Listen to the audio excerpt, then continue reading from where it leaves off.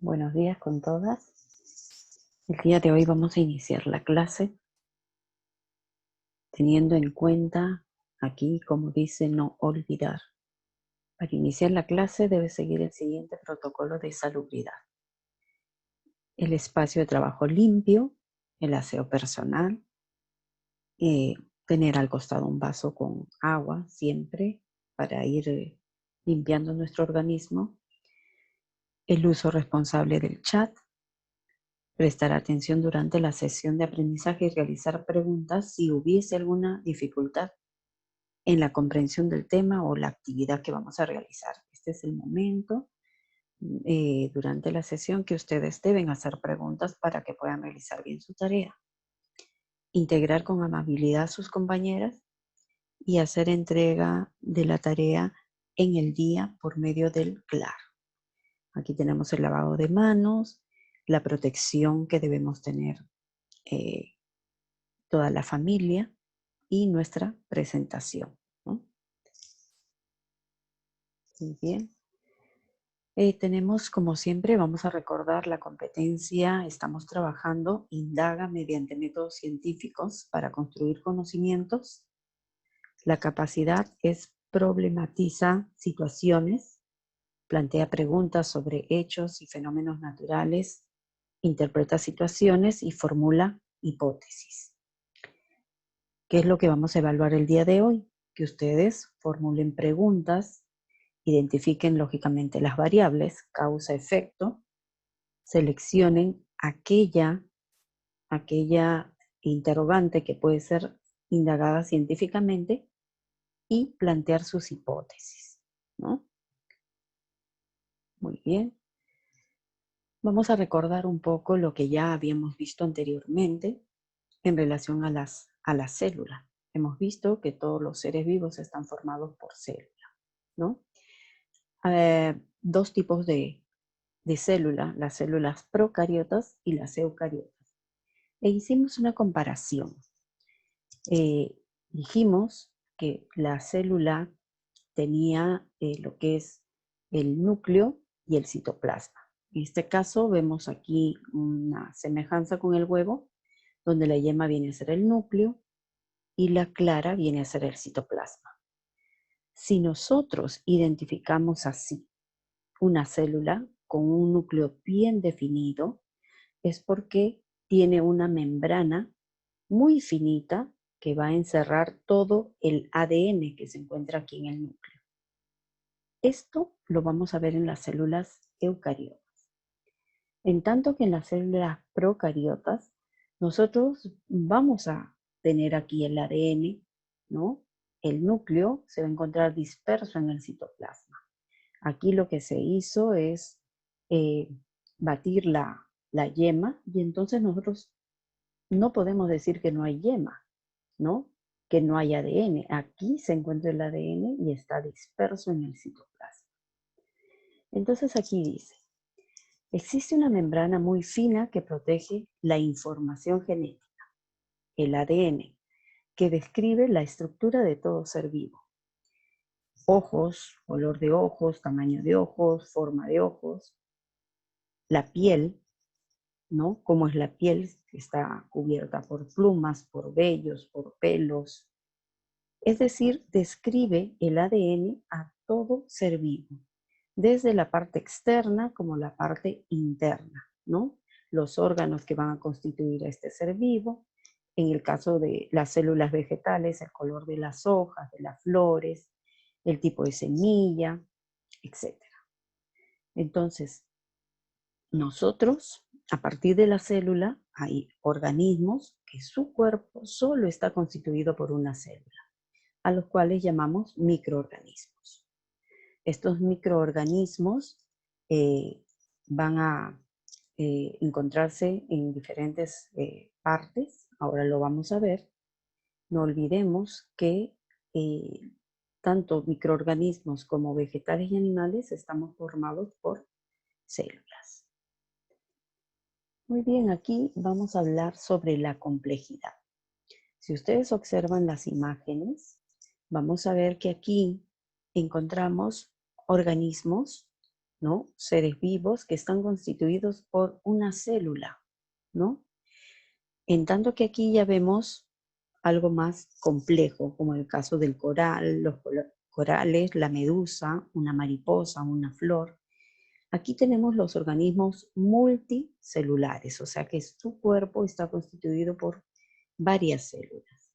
En cambio aquí tenemos organismos unicelulares. La complejidad de los seres vivos. Los seres vivos, a medida de la evolución, el desarrollo y el avance pues, de la ciencia, se ha ido identificando a los seres vivos que van desde una forma muy sencilla a una forma muy compleja. Primero, han sido o son unicelulares, luego viven en forma de colonias, como aquí, y los más desarrollados son estos de aquí, que son los pluricelulares. Esta complejidad se presenta porque su organismo se adapta a las condiciones del medio en que vive. Al principio debieron depender de un medio acuoso. Acuoso significa líquido, ¿no? Y poco a poco invadieron el medio terrestre. Los seres vivos, según su especie, presentan una estructura interna, variada, adaptada para respirar, alimentarse y reproducirse. Es decir, todos los seres vivos cumplen con estas funciones, sin embargo, lo hacen de diferentes formas de acuerdo al espacio donde se van desarrollando. Podemos decir, por ejemplo, que esta medusa no va a tener la misma forma de respiración que las plantas o que la mariposa. El coral no se alimenta de la misma forma que la mariposa o la medusa, o aquí estos microorganismos son algas microscópicas, ¿no? Su alimentación, su reproducción no es la misma. Pues bien, nos toca el día de hoy es el estudio de los organismos unicelulares. Y aquí vemos esta carita de asombro porque se pregunta, ¿alguna de ustedes identifica las imágenes que estamos viendo? Aquí vamos a identificar una bacteria, estos son protozoos y estas son algas microscópicas. Ustedes saben que en el mundo tiene mayor cantidad de agua. Si hay agua, lógicamente hay mayor cantidad de algas verdes, algas microscópicas y también algas que son, como en este caso, unicelulares o en algunos casos multicelulares. Entonces, vamos a estudiar a estos organismos que son unicelulares. Veamos. En los organismos unicelulares tenemos básicamente, van a incluir a 3 reinos. El reino Eubacteria, el reino Archaea y el reino Protista. De estos 3 reinos, los 2 primeros, que son los más sencillos, podríamos decir son los más primitivos, son el reino Eubacteria y Archaea, porque están formados por células procariotas. Si recordamos, las células procariotas tienen el ADN, recuerdan, disperso en su citoplasma, ¿no? Entonces son estructuras muy sencillas. En el caso de las bacterias, ¿no? Algunas son autótrofas, que quiere decir que elaboran su propio alimento a través de una forma de quimiosíntesis, y también tenemos algunas heterótrofas, ¿no? Con digestión interna. ¿Qué significa esto? Estas bacterias, en muchos casos, pueden ser negativas, nocivas para la salud, ¿no? Tenemos 3 variedades de bacterias en lo que se refiere a su alimentación. Algunas son parásitas, porque viven a expensas de otro ser vivo, perjudicándolo, por eso se llaman parásitos, porque perjudican a otro ser vivo.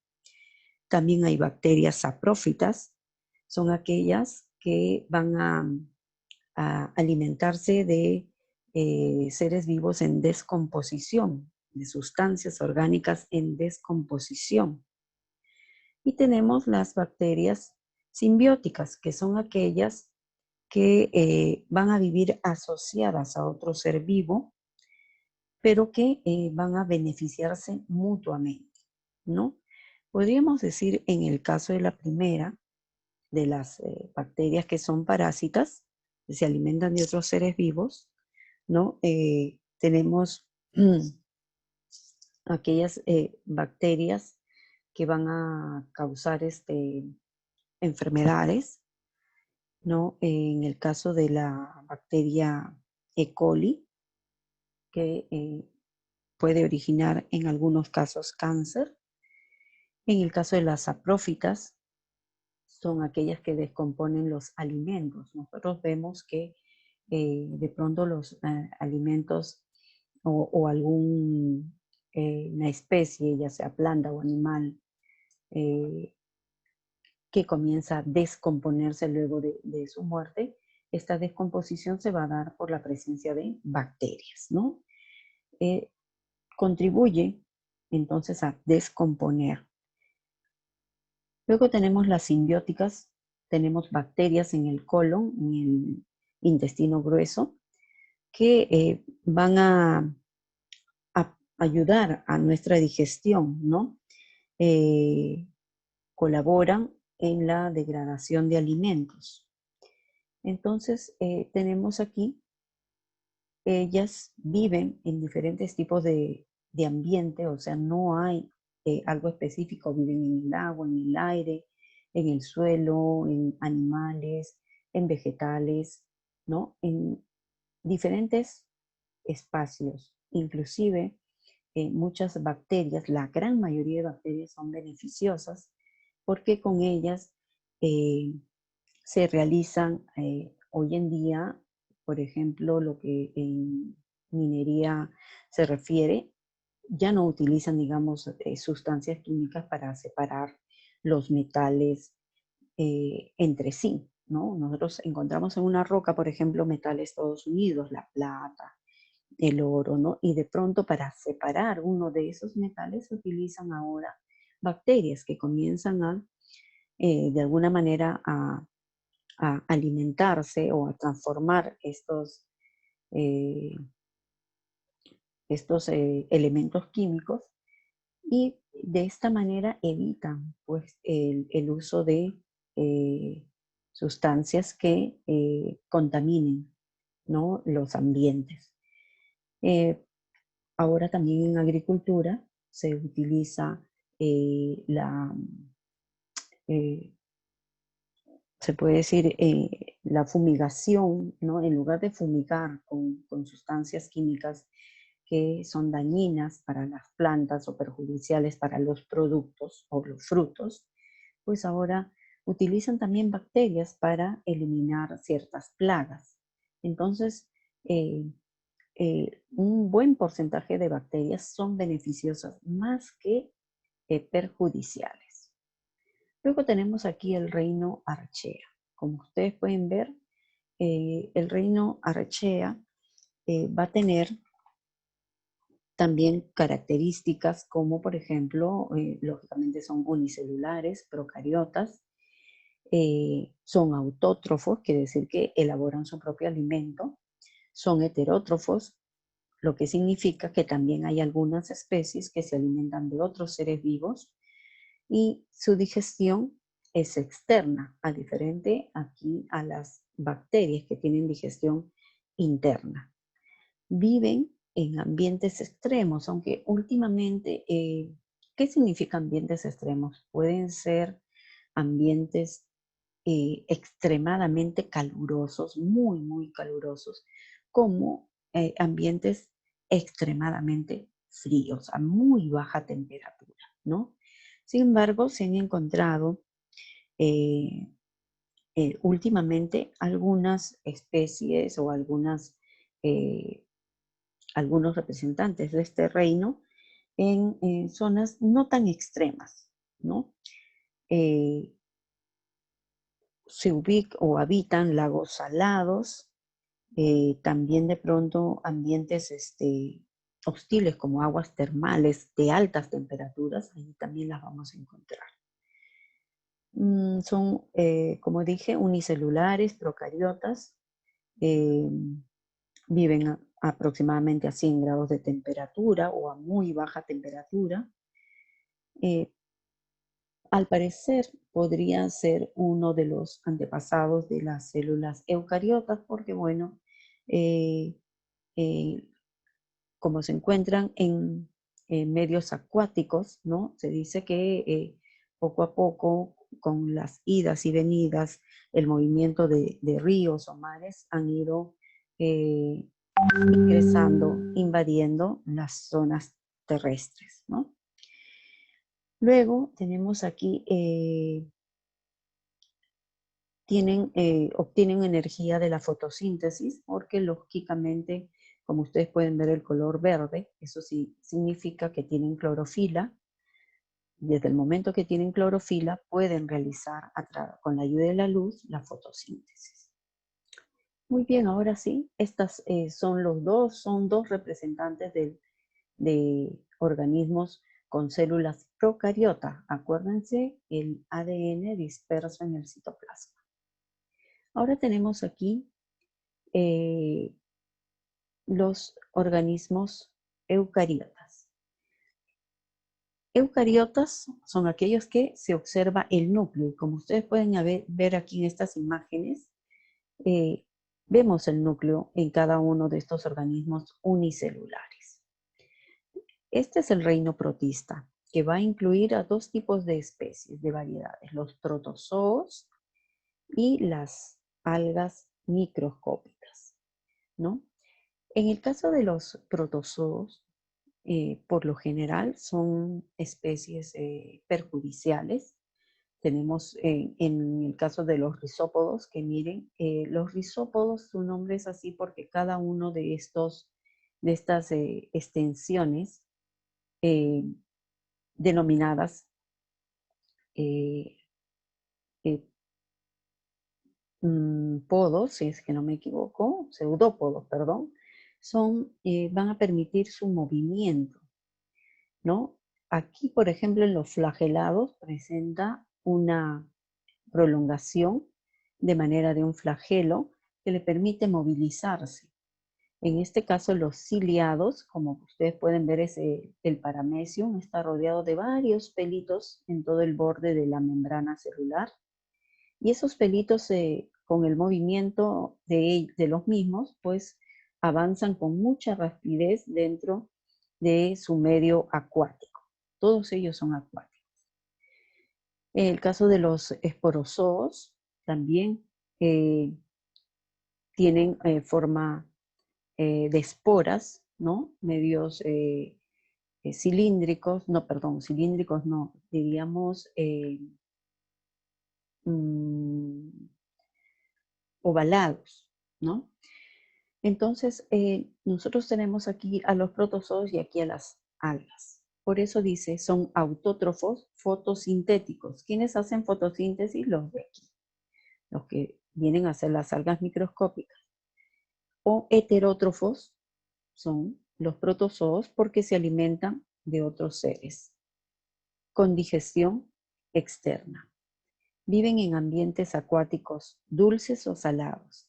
Algunos son de vida libre y otros son parásitos. De vida libre significa que independientemente se desplazan por zonas acuosas, ¿no? Ambientes acuáticos. Y otros, en cambio, siendo parásitos, requieren de un hospedador, o sea, de otro ser vivo. Muy bien. ¿Qué más podríamos decir de estos organismos protistas? En el caso de las algas, hay algas verdes, hay pardas y hay algas rojas. También son microscópicas, O sea, son muy pequeñitas y de esto se alimentan los peces, los más pequeñitos denominados cardúmenes. Muy bien, seguimos aquí. ¿Sabías que hay más bacterias en tu boca que personas en el mundo? Efectivamente, nosotros en la boca tenemos cerca de 20.000 millones de bacterias, imagínense, ¿no? Algunas de ellas ayudan a la descomposición de los alimentos. eh, Sin embargo, también ocasionan las caries en los dientes, también ocasionan enfermedad en las encías y lógicamente mal olor en la boca. Una persona de excelente higiene bucal, o sea, una persona que después de cada alimento se cepilla, usa su hilo dental para limpiar entre dientes, ¿no? Una persona con una muy buena higiene, aún así, tiene entre 1000 a 100.000 bacterias en cada diente.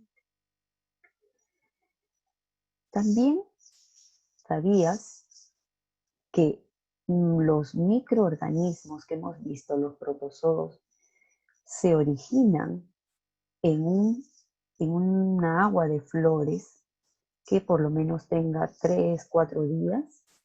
Y de hecho, también en alguna oportunidad ustedes habrán sentido un mal olor, ¿no es así? Entonces, aquí también en el agua estancada de los floreros, si nosotros no cambiamos el agua a las flores, dejamos pasar 3, 4 días, aquí se van a formar eh, muchas, eh, muchos organismos unicelulares. Tanto vamos a encontrar a lo que son los protozoarios y también vamos a encontrar algas microscópicas. Muy bien, entonces esa es la explicación del día de hoy sobre los organismos unicelulares.